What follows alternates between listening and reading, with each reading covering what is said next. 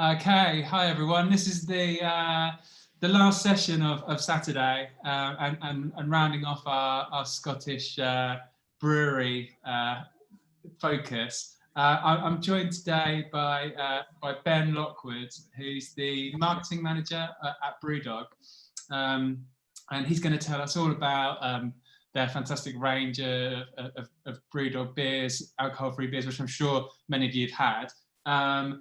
And then a little bit about the sort of history of Brewdog, how they got there, and what the future looks like. So, hi Ben. Good afternoon. How's it going? We were saying before, unfortunately, you've not managed to get the Hazy AF. No, my Pontefract Morrison's was sold out, so I have got a tool, so just so that I can play along. Nice. Yeah, that tool is brilliant as well. But yeah, so everyone else at home has got the Hazy AF. So yeah, we'll dig into that, and you enjoy your tool while we're chatting.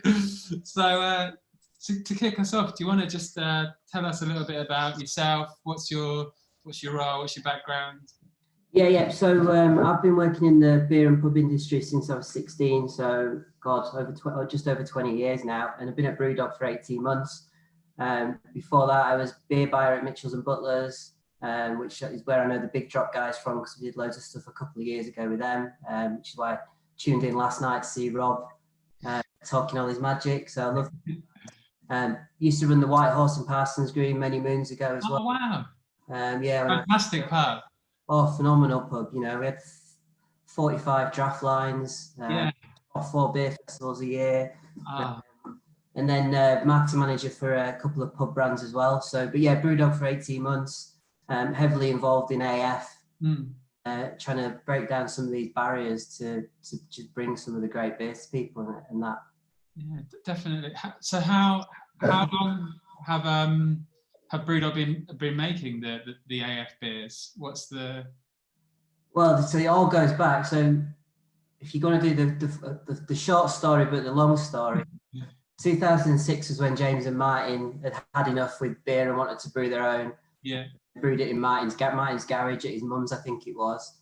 And then they stormed. It was just before I joined the White Horse. They kind of stormed a beer dinner with the beer writer Michael Jackson and took him some beers to taste. Nice. To them, these beers are that good, you need to quit your jobs and start brewing beer. So they did.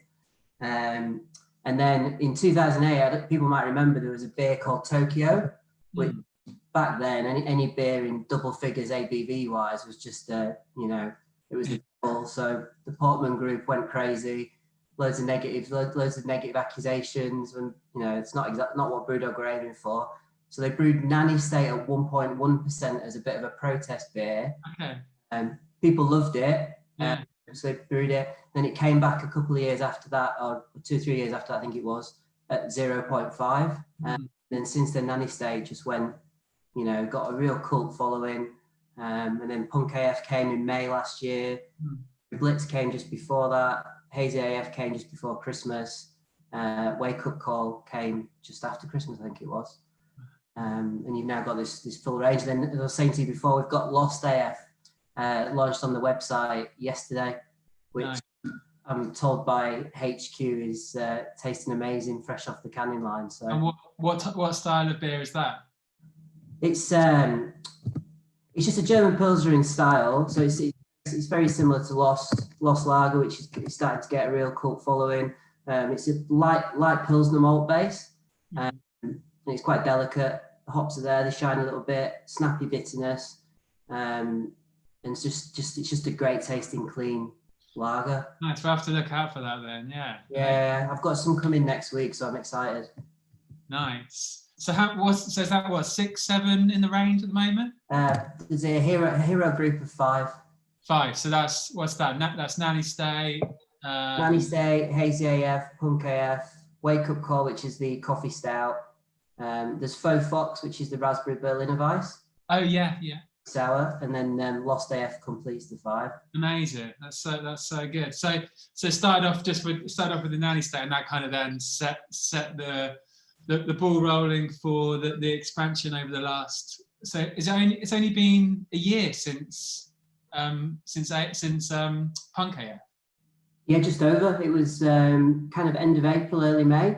Wow. Kind of went out. Nanny State was 2013. But no, I mean, Nanny State's got such a good following. It's kind of, I heard Rob talking about Beck's Blue, which, that was the one that was the only one you could get anywhere. And then other than that, anything that was a bit different was probably Nanny State for a good couple of years. Yeah. But I think without boring people with corporate stuff, it's the 6th biggest craft beer in the supermarkets, regardless of alcohol. Oh, wow. So that's what I mean. It's got a real cult following. People really like it. It was definitely, one of those beers that, one of the first beers that people would pick up as like I had, when I was drinking, I'd have it. I'd buy that as well to like sort of supplement it a bit. And I know even now with all your other beers that you've got, that still is like a go-to for a lot of people. Yeah, we did some tasting as well when we launched Punk AF. So we went outside a couple of tube stations and we took part in the mindful drinking, like the market festival that was at Fields Market, and it was like a complete 50-50 split on who loved Punk AF and people begging us not to take away Nanny State, So. Yeah. Well, it's great that you've got those options for people. They're different styles of beer and different flavors, and yeah. And all the work that everyone, there's other great alcohol-free beers out there now, so people are willing to find a favourite and test around a little bit, where they probably were there's less appetite for them to do that before. The Lucky Saints, the Thornbridges, the Big Drops that we've talked about. The Tempest one sounds really good. Yeah. So yeah, there's just so much more out there now. So people are more willing to come into the category and give it a go. Yeah, and I think you're also Brewdog setting the groundwork of getting kegged non-alcoholic beer out there as well. Like that's being able to, like, knowing that if you go out, go to a new city, there's going to be a Brewdog bar, and you're going to be able to get a pint of beer, of keg beer. It's just amazing. Yeah, and Nanny State had appeared on draft in some of the bars. I don't think it had been there all the time, but definitely the last 12 months, 18 months, there's always at least 2 probably in most bars. And then throughout January, and it probably rolled into February as well, there was anything between 2 and 4 alcohol-free beers on draft, depending on how big the site was. Yeah. Dog bar you were in. But I mean, Hazy AF, the one that people are drinking, it's deliberately meant to be a juice bomb. That one draft tastes amazing. It's my favourite one for going into the alcohol-free bar at Old Street and just having that instead of a lime and soda or a pint of Coke or Pepsi. Definitely. So yeah, so let's talk about the bar then. You got the new completely alcohol-free bar in Old Street. Sort of how did that come about? Like, seems quite a risky thing to do. Tell us a little bit about that. Well, I think typical Brewdog, always looking to push the boundaries a little bit, but I think we're big believers in alcohol-free as a category, and I think you've just got to support. You've got to back yourselves when you're talking to other people that you want to buy into what you're doing, and there's plenty of missions in Brewdog. Make everyone as passionate about craft beer as we are, become the most sustainable business globally, brewery globally. And then you've got this one where we really want to lead the market on alcohol-free because we think it's exciting, and we think there's loads of people out there that would love to have access to it more often and in more places. So the alcohol-free idea was just a way of showcasing. I mean, I think it was the Tempest call you said you'd been in and found the Tempest beer on. Yeah. But I mean, I'd go in there once a week before all this pandemic stuff. The beer range would change all the time. So you just these guest breweries and you drop on a keg that you'd never heard about before. The fridge would be full of the McKellar one that you were tasting, the one that's jam. That's amazing as well. So it was just a real good opportunity. And then the wine's alcohol free, the spirits are alcohol free, and it was going really well before we kind of hit this chaos. Yeah. And it was just a really different atmosphere, but in a nice way. People would be coming in after work, and there might be people that would normally go home after work, but because of the F bar, they were willing to come out. There's people, you could see some of the comments on Twitter were about the fact they get to their satellite train station where they parked the car in the morning before work, and they could drive home. Yeah. To spend 2 hours with their colleagues at work or some friends in London. And that's an opportunity or an occasion that they normally miss out on. So it was all really positive. Yeah. You know, we've kind of hit the bump in the road that we've hit everywhere. Yeah. Well, yeah, I think what you say about like I thought that was one thing I was really impressed about was obviously we've spoken about like your own range of beers, and you very easily could have just put Brewdog beers on draft, but it's also recognizing that there's amazing brewers elsewhere making brilliant alcohol-free beers, and you're showcasing that there as well. Like, yeah, I was really surprised to see, like, I think when I've been a few times, but like having like Nirvana on tap, and there's all sorts, like pretty much like a lot of the stuff we're talking about this weekend has been showcased there over the last few months, which is fantastic. Yeah, I mean, essentially the beer wall, I think there's 15 lines in the AF bar. A couple of them are taken by Hawks in terms of your free, so designated cider, but then the apple variant and the dead and buried variant. You know, the Overworks sour beer facility that we've got, they do the kombucha and cherry popsicle. I think sour was one of the beers they come up with, and then there's at least 4. Sometimes maybe even 5 or 6 guest slots, which was just good. It's amazing, and just even like I only kind of got into this world at the start of 2019, and like even then to say, oh, in a year's time there's going to be a bar with 15 draft lines, it's absolutely incredible. And yeah, I go there every time I'm in London. I make a special trip to go there. But it's just really good when you go in there and you see people that have come in 3s and 4s, and they all walk away with a tasting stick flight. Yeah. And you know, and they're having the exact same occasion that anybody else is with alcohol. They're just not the alcohol. And it's a little bit like, I keep referencing Rob because I caught up on his about an hour ago from Big Drop, but Big Drop is a craft brewery, not a non-alcoholic brewery. Yeah. That attitude where you want people to be able to interact with craft beer and the AF beers from Brewdog and the AF bar, and then the guest beers that we have on, in the same way anybody else does. It's no different. Yeah, definitely. And you don't have to strip out alcohol and lose taste and flavour. It's as simple as that. And you know, all the beers in your pack that you've sent out are proving that. They're just brilliant. Exactly. Drinks. I think that's it. It's like it just shows you, like, and the conversations that we're having this weekend are exactly the same conversations as you'd have on talking about alcoholic beers. The packs that go out.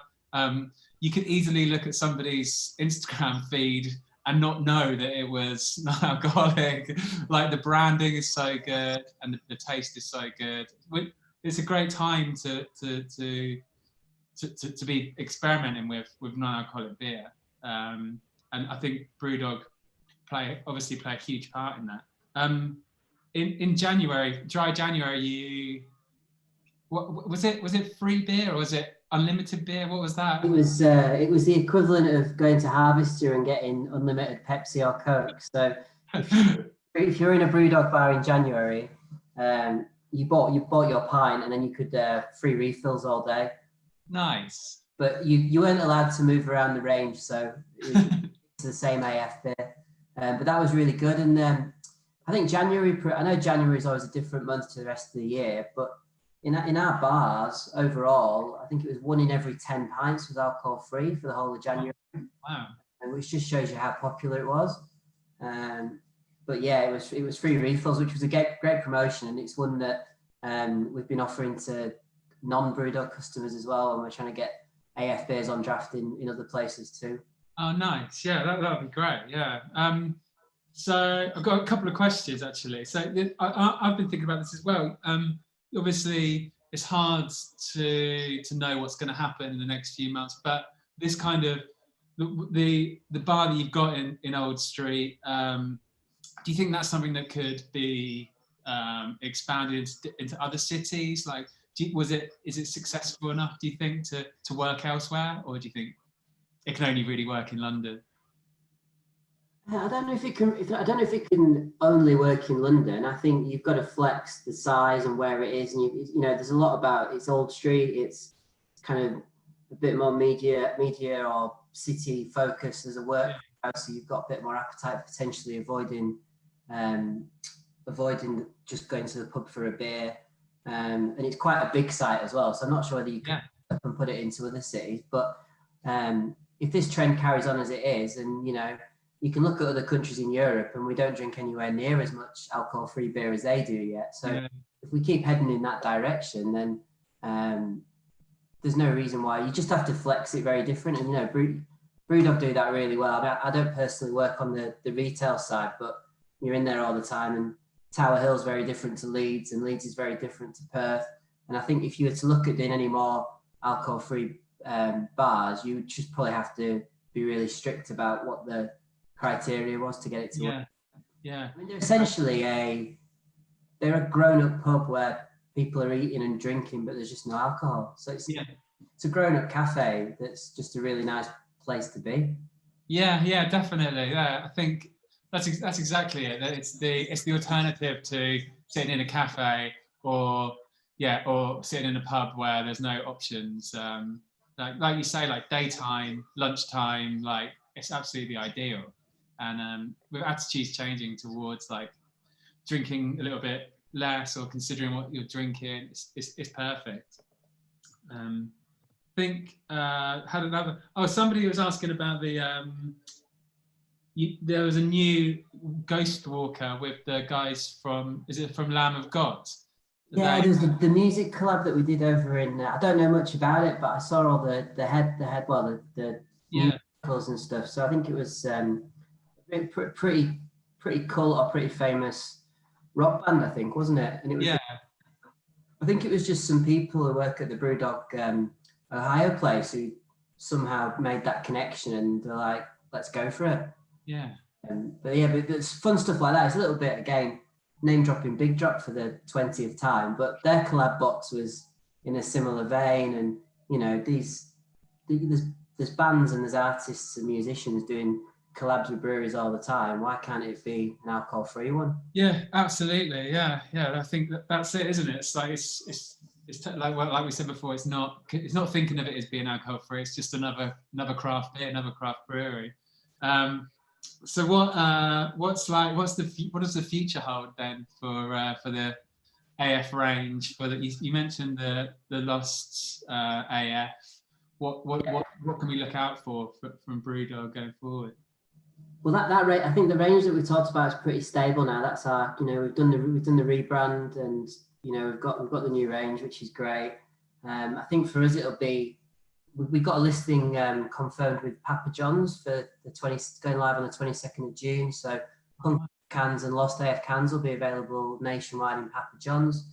You know, and that's the kind of barriers that we want to try and break down. So we want more people to come into this category. So the future for Brewdog in this space is probably us doing all we can to change perceptions of alcohol-free, taste test against your lime and sodas and any of your kind of mainstream beers that we don't deem as being particularly great, and come into this category as much as possible. And you know, that'll be a little bit of draft in pubs, you know, across the country, and places like Papa John's as well is a great start for us.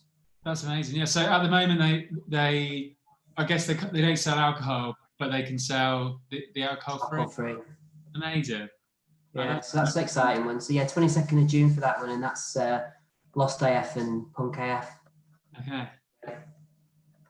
Someone said, I think someone said, oh, it was actually when they went to the AF bar, they said they met the assistant manager there, Wojciech, I think, and they loved him. They said he was like full of enthusiasm, and I think that's something like yourself as well. Like that goes a long way. Like it's a good advert for AF beer. I mean, it is good. It is good down there. The staff are great because, you know, it's not a 5:30 in the city of London, 20 deep at the bar kind of place. So, and you know what Brewdog bars are like anyway. The staff just love to talk to everyone about it that are available. And you know, with all the people that were coming in for the first time, maybe a bit wary about which beer to take. The staff just love it because they get. It's like they just talk people through the board and get them to something that they like. And then, like I say, the amount of people that walk around with the tasting sticks and just, you know, they come in for an hour or two and they just go through beers 1 to 15. Yeah. It's just like a mini beer. It's like a mini beer festival. It is, yeah, it really alcohol. is. Someone had a good idea. What about alcohol-free beer of football? You can't drink while you're. Is that something Brewdog? I think we totally put Punk AF into any sports stadium that wants it. But you see, this is where the attitudes are different. So in Europe, I think in some countries, you've got some stadiums have got to have an alcohol-free beer, or the only beer that's available when the game's being from the kickoff is alcohol-free. Yeah. I think in Austria, it's Stiegl 3% is the beer that's in the stadium in Austria. Okay. You know, and that's what I mean about what mentalities are so different, and we're kind of catching up to some other areas in Europe as the UK. Yeah. But I mean, why would you not have an alcohol-free line in all your music venues, your sports venues, or anywhere there's an event? Yeah. There's always one person who's had to drive everybody there, or they're going to work afterwards, but they don't want to miss out on that. It's that buzz of being with a beer. Yeah. And not looking like you're sacrificing what you drink because you don't want to drink alcohol. Absolutely. I thought I went to the Tottenham Stadium. They got adverts all over for Heineken, and how easy would it have been for them just to put on a 0% beer, and they would have made a killing. They would just because people, like you say, it's that thing of like an experience. You sat down watching something, you got a beer in your hand, and it doesn't matter whether it's alcoholic or not. People are going to drink it.